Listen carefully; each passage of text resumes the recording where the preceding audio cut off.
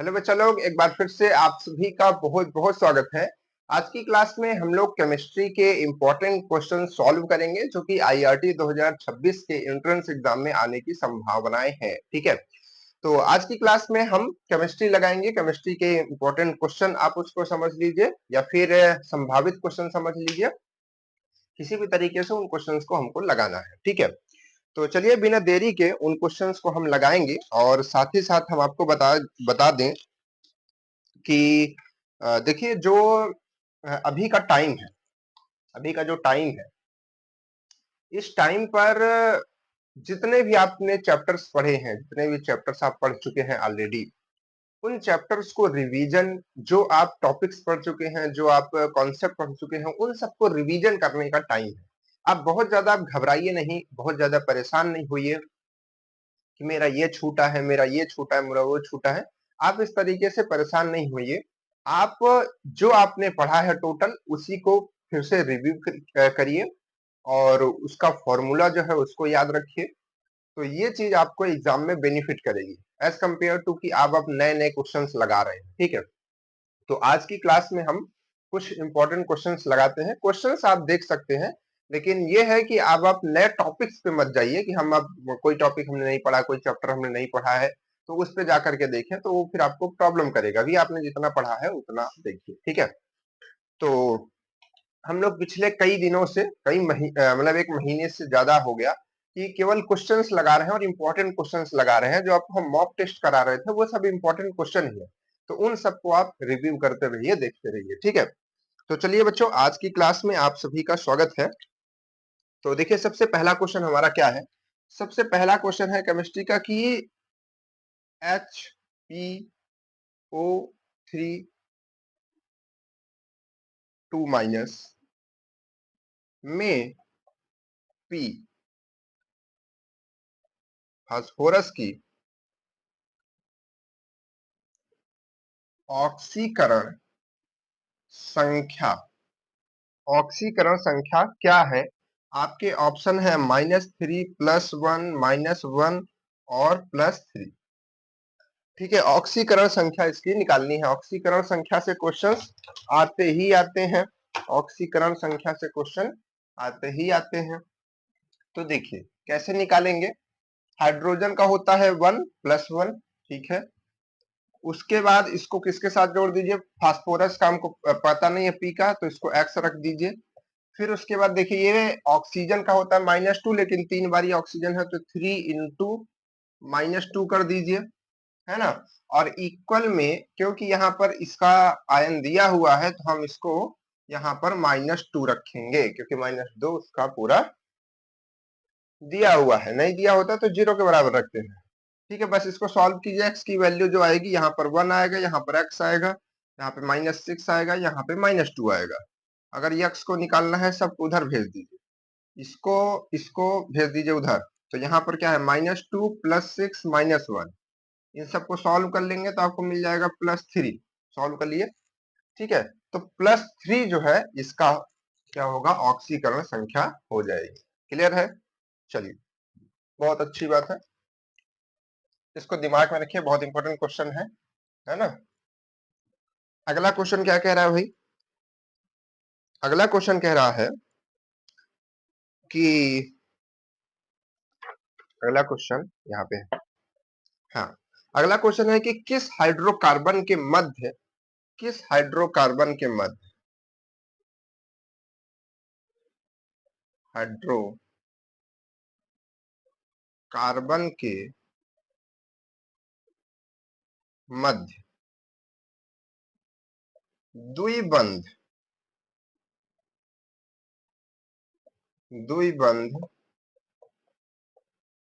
होता है। किस हाइड्रोकार्बन के मध्य, यहाँ पे किस भी लिख सकते हैं कि किस हाइड्रोकार्बन के मध्य द्विबंध होता है, यानी कि डबल बॉन्ड होता है। ठीक है, तो अब देखिए यहाँ पर आपको दिया गया है कुछ options, H2N, CN, sorry CN+2 और H2N दूसरा ऑप्शन है। तीसरा ऑप्शन है CN NH2N+2, ठीक है। उसके बाद है CnHH2N-2, ठीक है। तो देखिए डबल बॉन्ड एल्कीन में रहता है और एल्कीन का फॉर्मूला हमारे पास में क्या होता है, अरे यहाँ 6 कौन लिख दिया, 2N रहेगा। तो एल्कीन का फॉर्मूला हमारे पास में होता है, कैसे एल्कीन्स बनते हैं, जैसे कि हमारा एक ये हो गया, देखिएगा ध्यान से, ठीक है। ये एक तरीके का एल्कीन है, तो ये एल्कीन है, ठीक है। मतलब या तो हम एल्कीन छोड़िए, आप बस डबल बॉन्ड लगाइए। अब डबल बॉन्ड लगा के देखिए कौन सा फॉर्मूला आपका मैच कर रहा। जब आप डबल बॉन्ड लगाएंगे तो इसमें देखिए कार्बन की संख्या ये प्रॉपर है ना, चारों वैलेंसी सबकी है, ठीक है। अब आप देखिए कि इसमें कितने आपने कार्बन रखे, कार्बन आपने 2 रखे, हाइड्रोजन कितना जरूरत पड़ी, 6 जरूरत पड़ी, है ना, डबल बॉन्ड के लिए। अब उसी तरीके से आप एक बार और चेक कर सकते हैं, ठीक है। पहले तो आपको ये मालूम होगा क्योंकि फार्मूला बेस्ड है, तो आपको दिमाग में रहना चाहिए, ठीक है, लेकिन नहीं है तो हम बता दे रहे हैं, ठीक। ये चीज हो गई। तो अब देखिए यहाँ से इसमें 1 2 3 कार्बन है, तो कार्बन की संख्या अगर हम 3 लिखे तो हाइड्रोजन की संख्या क्या लिखनी पड़ेगी, 1 2 3 4 5 6, यानी कि उसके दोगुना। ये कहाँ से 6 लिख दिया, तो 2 था तो 4 हो गया, 3 था तो 6 हो गया, कहने का मतलब है इसके दो गुना। तो ये वाला हमारा जो है ऑप्शन सही हो जाएगा, क्योंकि इसमें देखिए C की पावर n मतलब CN है और H में 2N है, तो जितना यहाँ पर अगर हम 3 रखेंगे तो यहाँ 6 हो जाएगा, यहाँ पर हम 2 रखेंगे तो यहाँ पर 4 हो जाएगा। तो यही है वो हाइड्रोकार्बन जिसके मध्य द्विबंध यानी कि डबल बॉन्ड बनता है, ठीक है। चलिए सर आगे बढ़ा जाए, आगे बढ़ते हैं। आज कुछ थ्योरेटिकल टाइप से क्वेश्चन आपके लिए लाए हैं केमिस्ट्री में, क्योंकि थ्योरेटिकल क्वेश्चन भी पूछे जाते हैं तो उनको भी आपको सॉल्व करके रखना चाहिए, ठीक है। चलिए वनस्पति तेलों का हाइड्रोजनीकरण लिखता हूं, वनस्पति तेलों का हाइड्रोजनीकरण,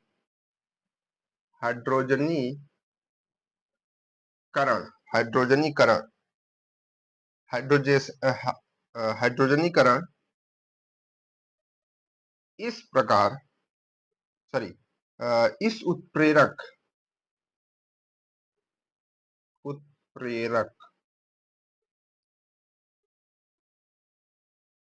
उत्प्रेरक की उपस्थिति, उत्प्रेरक की उपस्थिति में होता है।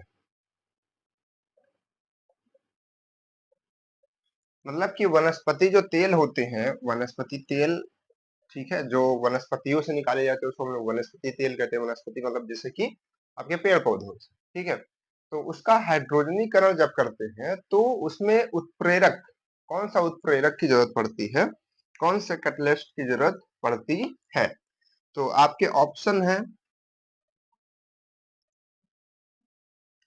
MnO2, मैग्नीशियम ऑक्साइड भी है, निकिल भी है और आयरन भी है ना। तो इसमें किसकी जरूरत पड़ती है, निकिल की जरूरत पड़ती है, ठीक है, इसको याद रखिएगा। इसी लिहाज से हम कह रहे हैं आज कुछ थ्योरेटिकल हम क्वेश्चन हम लोग करेंगे जिसमें जिसके आने की संभावनाएं हैं, तो इसको याद रखिएगा क्वेश्चंस को सारे आज के, ठीक है। चलिए अगला क्वेश्चन क्या है भाई, अगला क्वेश्चन है कि यूरिया में, यूरिया होता है,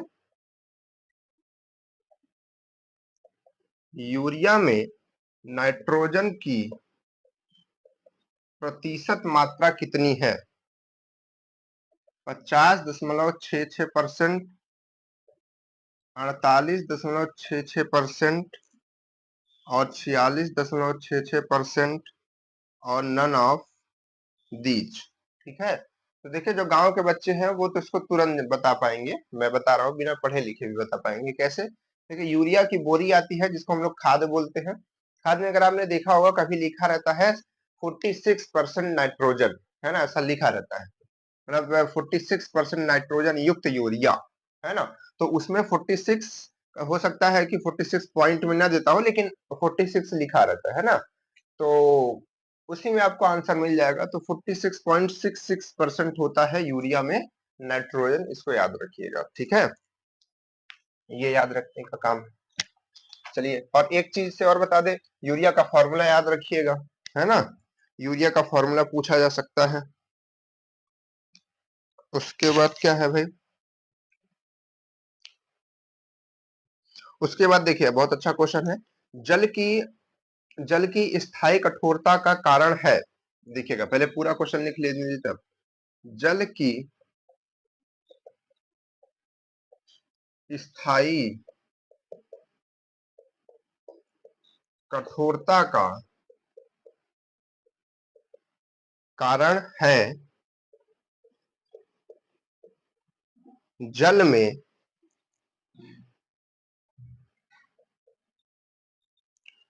में घुलनशील कैल्शियम तथा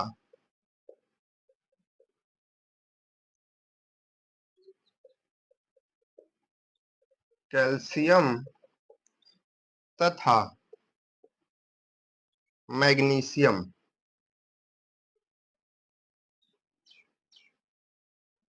मैग्नीशियम,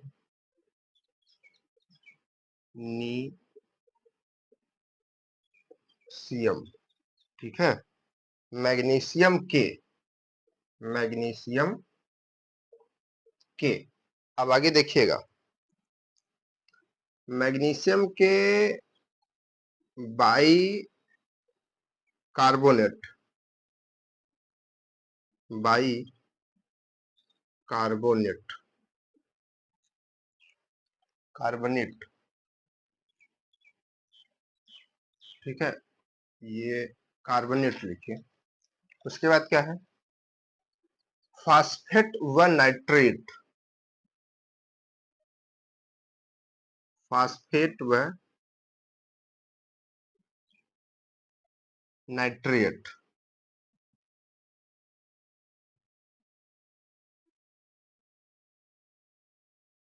क्लोराइड व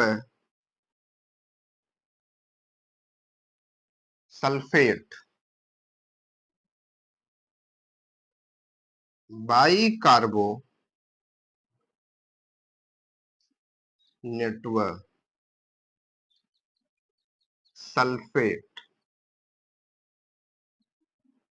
यहां तक दिख रहा होगा, है ना, बिल्कुल दिख रहा। तो हो गया ऑप्शन, ठीक। तो देखिए इसमें क्या क्वेश्चन पूछा है कि जल की स्थायी कठोरता, है ना, जो परमानेंट हार्डनेस होती है, तो जल की स्थायी कठोरता का कारण है। तो हम लोगों ने एक क्वेश्चन पढ़ा था जो कि पिछली बार एग्जाम में आया भी था कि जल की स्थायी मतलब जो कठोरता होती है वो किसके कारण होती है, तो कैल्शियम और मैग्नीशियम के कारण होती है। लेकिन इसमें क्या पूछा, जल में घुलनशील, ये जो दोनों होते हैं कैल्शियम और मैग्नीशियम, ये दोनों जल में घुल जाते हैं, है ना। तो कैल्शियम और मैग्नीशियम का कौन सा कंपाउंड रहता है उसके अंदर जल की कठोरता के लिए, है ना। तो कैल्शियम मैग्नीशियम तो रहता है, तो स्थायी कठोरता और अस्थायी कठोरता दोनों के लिए अलग होते हैं। तो स्थायी कठोरता के लिए पूछ रहा है कैल्शियम और मैग्नीशियम के क्या होते हैं, तो कैल्शियम और मैग्नीशियम का क्लोराइड होता है और सल्फेट होता है। क्या होता है, सल्फेट। जैसे कि क्या कहेंगे, calcium chloride, calcium chloride, calcium sulphate, दो हो गया, मैग्नीशियम क्लोराइड और मैग्नीशियम सल्फेट। तो ये जो हमारे कंपाउंड होते हैं वो जल में स्थायी कठोरता का कारण होते हैं, ठीक है। तो क्लोराइड और सल्फेट याद रखिएगा, बाइकार्बोनेट, फास्फेट, नाइट्रेट, बाइकार्बोनेट, ये सब इसका आंसर नहीं है, ठीक है, क्लोराइड और सल्फेट, ठीक है। चलिए अगला क्वेश्चन देखते हैं भाई, अगला क्वेश्चन क्या है। अगला क्वेश्चन अपना कह रहा है कि किसी प्रथम कोटि की अभिक्रिया के लिए, किसी प्रथम कोटि की अभिक्रिया के लिए अर्धायु, अर्धायु यानी कि हाफ लाइफ, हाफ लाइफ निर्भर करती है, निर्भर करती है, किस पर निर्भर करती है भाई? ऑप्शन है प्रारंभिक सांद्रता,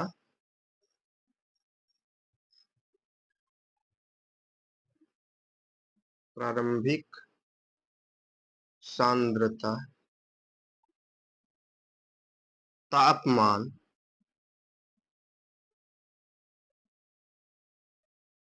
वेग स्थिरांक, वेग स्थिरांक और दाब। ठीक है, तो प्रथम कोटि की अभिक्रिया की अर्धायु काल किस पे डिपेंड करती है? तो ये डिपेंड करती है आपके वेग के स्थिरांक पे, वेग के स्थिरांक पे, यानी कि रेट कांस्टेंट क्या है। ठीक है, इसका आंसर याद रखिएगा, ध्यान रखिएगा।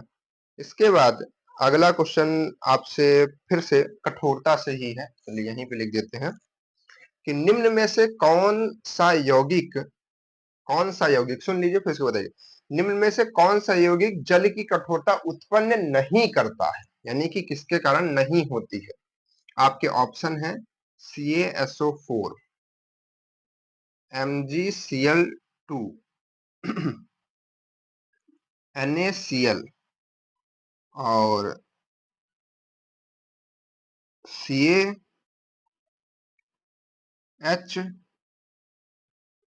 HCO3 का होल ट्वाइस।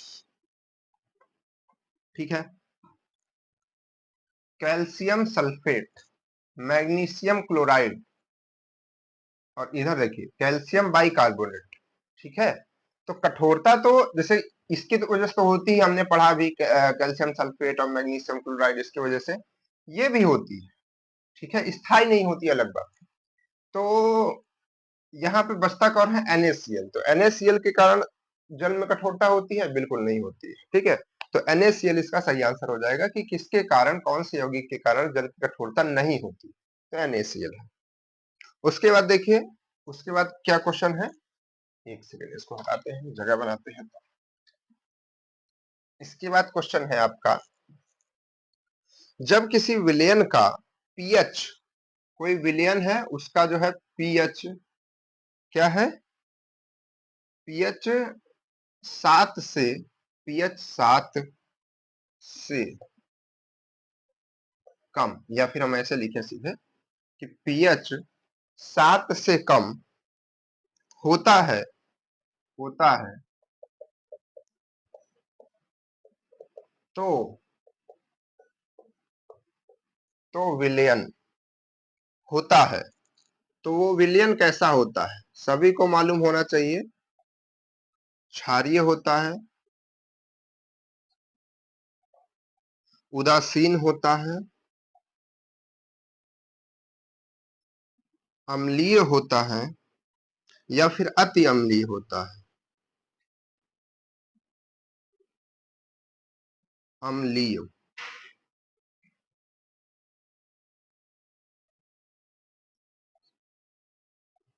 अम्लीय होता है या फिर अति अम्लीय होता है। ठीक है, तो देखिए 7 से अगर कम है तो पहले तो ये बात है कि देखिए 7 पे वो उदासीन रहता है, कोई भी जो हमारा विलयन होता है। 7 के ऊपर जाता है तो वो क्षारीय हो जाता है, यानी कि बेस में आने लगता है। और 7 से कम होता है तो एसिड में आता है, यानी कि अम्लीय होता है।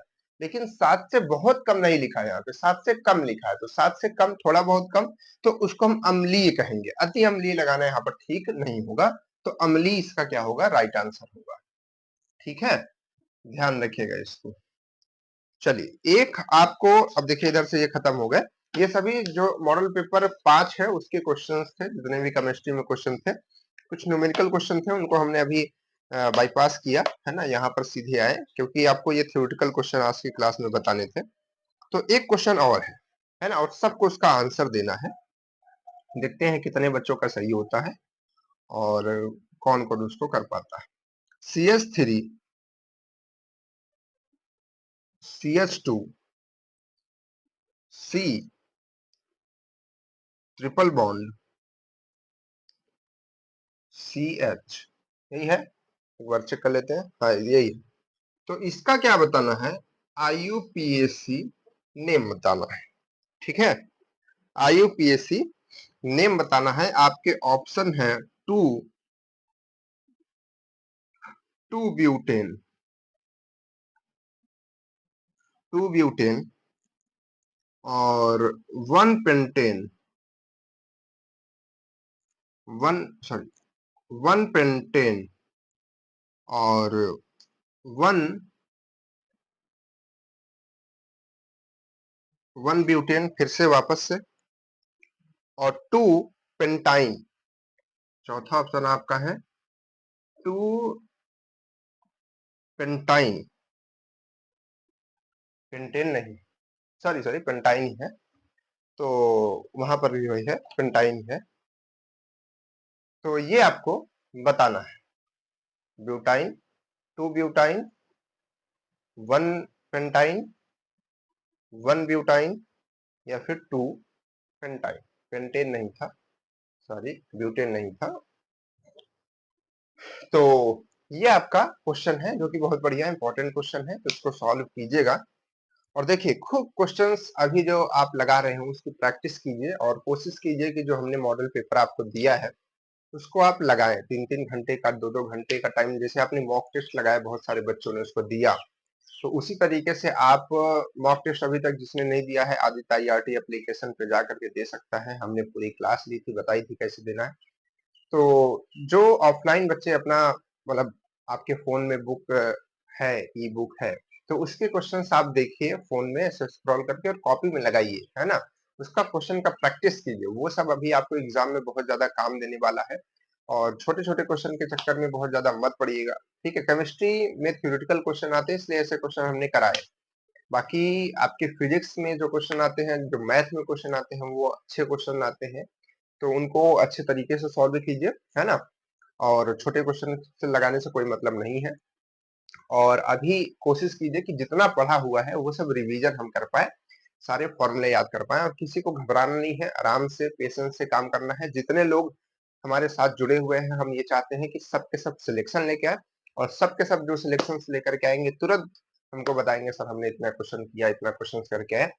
और फिर हम लोग उसी के बेसिस पे आपको फिर इन्फॉर्म करेंगे कि आपका किस तरीके की रैंक पहुंच सकती है, सिलेक्शन हो सकता है, नहीं हो सकता। ठीक है, तो सबको हम आप सब कुछ गाइड करते रहेंगे, उसके लिए परेशान नहीं होना है। जितने भी हम लोग साथ में पढ़ रहे हैं सबका सिलेक्शन होना चाहिए, यही हम लोग का मोटिव है। तो चलिए फिर मिलते हैं आपसे नेक्स्ट क्लास में। आप लोग प्रिपरेशन करते रहिए, बाकी जो इन्फॉर्मेटिव वीडियोस छोटी छोटी होंगी वो हम आपको ला करके बीच में बताते रहेंगे। Okay, bye bye.